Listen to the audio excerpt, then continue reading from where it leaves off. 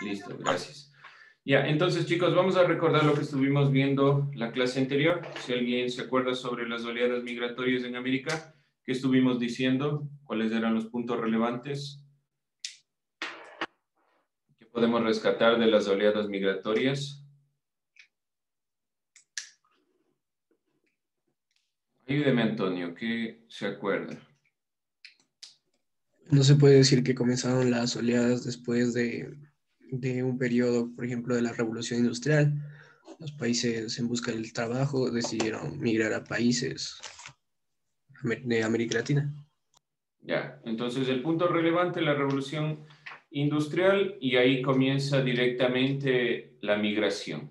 Bien, eso en síntesis general. ¿Qué más podemos recordar sobre todo del tema de Argentina, del video que vimos? ¿Alguien recuerda? ¿Qué podemos sacar de la revolución, perdón, de la oleada migratoria desde la revolución industrial en Argentina, en los países donde mayormente llegaron europeos? ¿Alguien que recuerdan, que se acuerdan de estos temas? Andrea, ¿qué podemos decir sobre lo del video? ¿Que nos acordamos? ¿Que quedó claro? Alrededor de 4 millones y que se establecieron ahí, por lo tanto crearon diferentes culturas. Ya, entonces el punto importante es la mezcla cultural, relacionando con el tema principalmente de la influencia que ha tenido Europa en la perspectiva de algunos países, sobre todo Argentina, Uruguay, Chile y demás países que hemos tenido diferente tipo de influencias. Vamos a ver el día de hoy las revoluciones liberales y los proyectos nacionales. Entonces ese es nuestro tema. Las revoluciones liberales. Y comenzamos con una pregunta. ¿Qué entendemos principalmente por el criterio de liberal? Ustedes deben haber escuchado los liberales y los conservadores. ¿Qué se le viene a la mente, Karen, cuando escucha la palabra liberal? De libertad de una persona que quiere ser, quiere ser libre, ¿eso? Ya, sí, libre frente a qué se querría ser. Ante las leyes que nos imponen. Bueno, tendría que ser tal vez ante las leyes. Janely, ayúdeme. ¿Qué más se le viene a la mente cuando hablamos de liberal? Creo que es un concepto que busca vivir bajo sus propias leyes sin que intervenga el Estado. Ya, ahí está muy bien. La perspectiva liberal es que el Estado no tenga mayor injerencia sobre las decisiones que toman los individuos.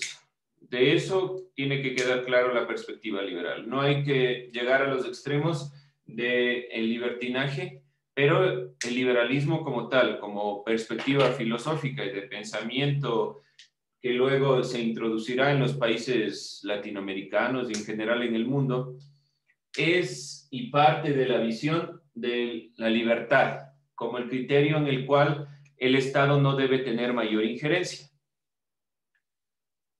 ¿Cuáles fueron las consignas que guiaron la independencia en los países latinoamericanos? Porque las revoluciones liberales parten o inician desde lo que es la independencia. ¿Cuáles eran las consignas? ¿Cuál era la idea? Pongámosle solo independencia como perspectiva para ir comprendiendo. ¿Cuáles eran las consignas? ¿Qué se quería desde la independencia? ¿Cuál era el criterio de la independencia? ¿Alguien recuerda tal vez? ¿Cuál era la consigna de la independencia? ¿Qué querían los independentistas? Hablemos de Simón Bolívar y los demás ideólogos de la independencia. ¿Qué propugnaban? ¿Qué se les ocurre que querían? Nicole. Que ellos puedan tomar sus propias decisiones y que ya no querían estar bajo el dominio de los españoles, digámoslo así, o de la corona. Ya, es decir, que los territorios de América puedan tomar sus propias decisiones. Entonces, aquí hay nuevamente un criterio relacionado con la libertad. Cuando hablamos de la independencia, entonces estamos hablando directamente del criterio de la libertad. Pero se logró esa libertad, es decir, el pueblo en general, el pueblo logró libertad, pudo ser libre después de la independencia. Podemos decir que la masa del conjunto del pueblo, de lo que conforma el pueblo, pudo ser libre. ¿Qué opina Alison sobre esta libertad del pueblo? ¿Se logró después de la independencia? No. ¿Razones? ¿Por qué aún seguían con esa ideología? ¿Cuál era la ideología? De los otros países no eran independientes. ¿A qué se refiere? Trate de explicarse. Aquí dice que hay una ideología. ¿Ya? ¿Cuál es la ideología que está en la perspectiva de la independencia? Una es la libertad. Pero como les digo, la libertad fue para el pueblo. Alison dice que no. Ahora, ¿por qué razón? ¿Por qué no fue el pueblo libre? ¿Por qué el pueblo no llegó a ser libre? Estoy haciendo un resumen de... ¿Perdón? Dependíamos de los otros países. Ya, pero hablemos en general de América Latina. Si decimos que las oleadas migratorias, por ejemplo, en el siglo XIX, que se han venido dando desde la época colonial, ha habido un paso de gente que ha venido inyectando una perspectiva de cambio económico. Si hablamos de la independencia 1822, estamos hablando principalmente de 1800 hasta 1900, es también dentro de la perspectiva de las oleadas migratorias. Si hablamos que hay un impulso económico, ¿por qué razón el pueblo en general no llega a esa libertad? ¿Por qué no hay esta libertad para el pueblo? ¿Por qué? ¿Alguien? ¿Qué se les ocurre? ¿Por qué no llega después? Porque seguían habiendo privilegios para los blancos y seguían discriminándose a las personas del pueblo. Ya había privilegios para el grupo de los independentistas, que eran los, de cierta forma, aquellos que tenían una clase social, ¿sí? Es decir, a los blancos, o como decirlo de alguna forma, pero yo diría más que nada una cierta clase social, ¿sí? ¿Qué más? Entonces, dentro de esta consideración de la independencia que era una perspectiva de libertad, que era una revolución en el sentido de liberarnos de la corona española, no llega a liberar al pueblo, sigue teniendo este modelo ideológico. Y además del modelo ideológico, no olvidarse de la economía. En cuanto a economía,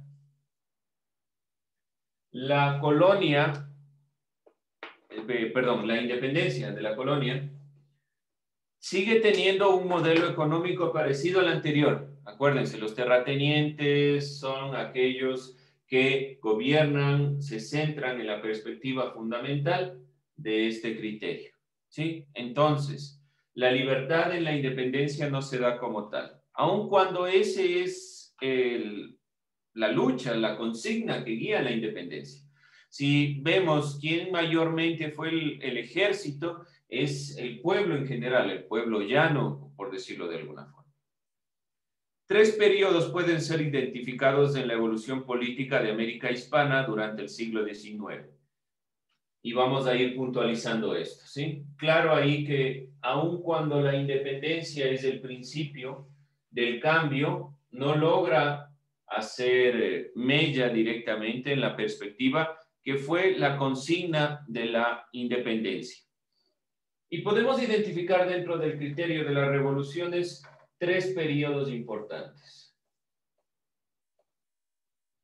3 periodos importantes. ¿Cuáles son estos 3 periodos que pueden ser identificados principalmente durante el siglo XIX? El surgimiento de las reformas liberales que constituyeron derechos civiles y las libertades, pero no transformaron las estructuras coloniales. hablamos principalmente de la independencia. El establecimiento de gobiernos conservadores que tuvieron las reformas, pero lograron condiciones de estabilidad.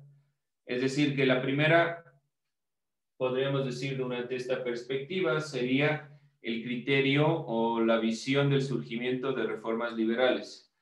Reformas.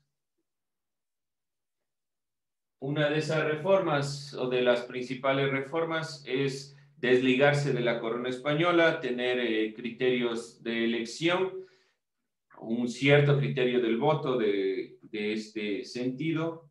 Estas reformas liberales, pero como dijimos anteriormente, se mantuvieron las estructuras coloniales. Aún así, aquí sigue estando presente la estructura colonial. Presente. Está presente todavía. ¿Por qué razón? Ya lo vimos. Ya lo dijeron sus compañeros, ya dijo Kelly también, principalmente la perspectiva de que hay una clase social que domina, la economía sigue fundamentándose en la misma perspectiva, aun cuando hay reformas de carácter liberal. Bien, dentro de estas consideraciones, el establecimiento de gobiernos conservadores, y este es un punto importante. ¿Qué gobierno nosotros llamamos conservador? Uno de los más importantes de los gobiernos conservadores. El presidente más importante, por ejemplo, en el Ecuador del gobierno conservador. ¿Alguien recuerda? A ver, vamos viendo.